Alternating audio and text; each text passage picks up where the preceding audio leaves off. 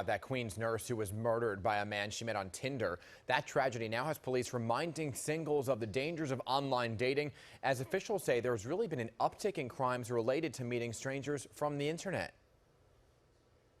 It's an ongoing issue with the online scene. However, the key is you have to take matters into your own hands. It's a whole different world when it comes to dating, especially in New York. As more and more turn to swiping left or right, the question remains, how well do you really know a person before you even meet?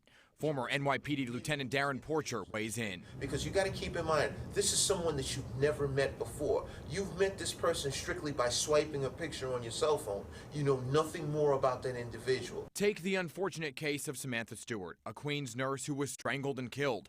She met Daniel Drayton on Tinder and had even gone on a few dates. And now, as Pix 11 has learned, there may be other victims. It's just unbelievable, these days you just have to be scared of, you can't trust anyone. Consider the numbers here. According to reports, 1 in 10 sex offenders use online dating apps. 25% of men convicted of rape use dating apps to allegedly find victims. And more than half of Americans who use the dating sites are fabricating parts or all of their profiles. Fake profiles are highly prevalent online, and therefore it's a very difficult way for you to authenticate it when you're communicating with someone online.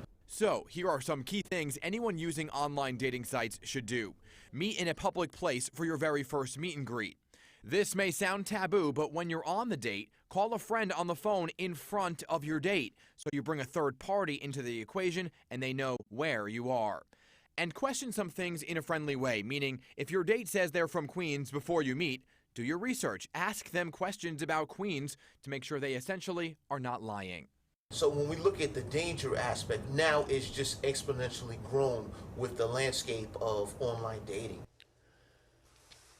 So, some more safety tips for all of you avid online daters. Officials suggest staying sober on the first few outings. They also say you should limit the amount of personal information you reveal right up front and make sure you have your own ride to and from the date.